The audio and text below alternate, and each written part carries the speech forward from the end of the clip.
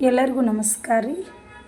ಜಯಶಾಲಿ Kannada grammar ಕ್ಲಾಸಿಗೆ ಸ್ವಾಗತ. ಇವತ್ತಿನ ದಿನ ನಾವು ಸಹಜ ಧಾತು ಮತ್ತು ಸಾಧಿತ ಧಾತು ಇವುಗಳ ಬಗ್ಗೆ ಅಭ್ಯಾಸ ಮಾಡೋಣ. ಸಹಜ ಧಾತು ಅಂದ್ರೆ ಯಾವುದೇ ಬೇರೆ ಪದದಿಂದ ರೂಪುಗೊಳ್ಳದೆ ಸ್ವತಂತ್ರವಾಗಿ ಇರುವ ಮೂಲ ಕ್ರಿಯಾಪದದ ರೂಪವನ್ನು ಸಹಜ ಧಾತು ಅಂತ ಹೇಳ್ತೀವಿ. ಬರು, ಹೋಗು, ತಿನ್ನು, ಕುಡಿ, ಓದು, ನೋಡು, ಮಲಗು, ನಗು ಅಂದ್ರೆ ಕ್ರಿಯಾಪದದ ಮೂಲ ರೂಪ. ಹೋಗುತ್ತೇನೆ ಇದು ಕ್ರಿಯಾಪದ, ಹೋಗು ಕ್ರಿಯಾಪದದ ಮೂಲ ರೂಪ, ಅದನ್ನು ಧಾತು ಅಂತ ಕರಿತೀವಿ. ಇಲ್ಲಿ ನೋಡಿ, ರವಿ ಅನ್ನ ತಿಂದನು, ಇದು ಸಹಜ ಧಾತು. ಪಕ್ಷಿ ಆಕಾಶದಲ್ಲಿ ಹಾರಿತು, ಹಾರು ಅನ್ನೋದು ಸಹಜ ಧಾತು.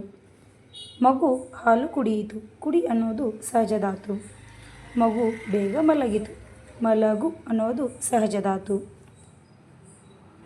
ಅಂದ್ರೆ ತಾನು ಮಾಡುವ ಕ್ರಿಯೆಗೆ ಸಹಜ ಧಾತು ಅಂತ ಹೇಳ್ತೀವಿ.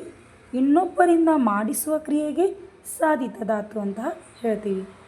ಸಾಧಿತ ಧಾತು ಮೂಲ ಧಾತುವಿಗೆ ಪ್ರತ್ಯಯ ಅಥವಾ ಬೇರೆ ಪದದ ಸಹಾಯದಿಂದ ಹೊಸ ಧಾತು ರೂಪುಗೊಂಡರೆ ಅದನ್ನು ಸಾಧಿತ ಧಾತು ಅಂತ ಕರಿತೀವಿ.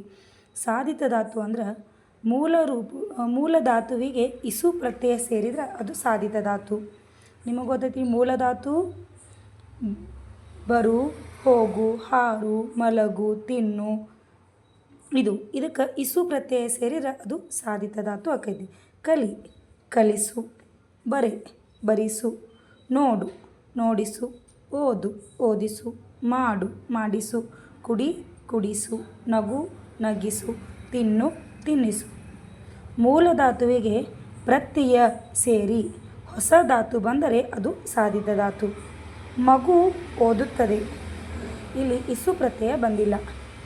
ಮಗು ಓದುತ್ತದೆ, ಇಲ್ಲಿ ಇಸು ಪ್ರತ್ಯಯ ಬಂದಿಲ್ಲ. ಹಾಗಾಗಿ ಇಲ್ಲಿ ನೋಡ್ರಿ, ಮಗು ಓದುತ್ತದೆ, ಓದು ಅನ್ನೋದು ಇಲ್ಲಿ ಸಹಜ ಧಾತು ಆಗುತ್ತೆ. ಶಿಕ್ಷಕರು ಮಗುವನ್ನು ಓದಿಸುತ್ತಾರೆ, ಇದು ಸಾಧಿತ ಧಾತು ಆಗುತ್ತೆ. ಯಾಕಂದರೆ ಓದಿಸು. ತಾಯಿ ಮಗುವಿಗೆ ಊಟ ತಿನ್ನಿಸಿದಳು, ತಿನ್ನಿಸು. ಶಿಕ್ಷಕರು ಮಕ್ಕಳಿಂದ ಪದ್ಯವನ್ನು ಹಾಡಿಸಿದರು, ಹಾಡಿಸು.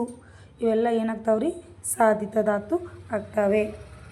ಅಂದ್ರೆ ನಮ್ಗೆ ಈಸಿ ಟ್ರಿಕ್ ಏನಪ್ಪ ಅಂದ್ರೆ, ಯಾರಾದರೂ ಇನ್ನೊಬ್ಬರಿಂದ ಆ ಕೆಲಸವನ್ನು ಮಾಡಿಸುತ್ತಿದ್ದಾರೆಯೇ ಅಂತ ನೋಡಬೇಕು. ಯಾರಾದರೂ ಆ ಕೆಲಸವನ್ನು ಇನ್ನೊಬ್ಬರಿಂದ ಮಾಡಿಸ್ತಿದ್ದಾರಪ್ಪ ಅಂದ್ರೆ ಅದನ್ನು ನಾವು ಏನು ಅನ್ಕೋಬೇಕು, ಸಾಧಿತ ಧಾತು. ತಾನೇ ಮಾಡುವ ಕ್ರಿಯೆಗೆ ಸಹಜ ಧಾತು, ಇನ್ನೊಬ್ಬರಿಂದ ಮಾಡಿಸುವ ಕ್ರಿಯೆಗೆ ಸಾಧಿತ ಧಾತು.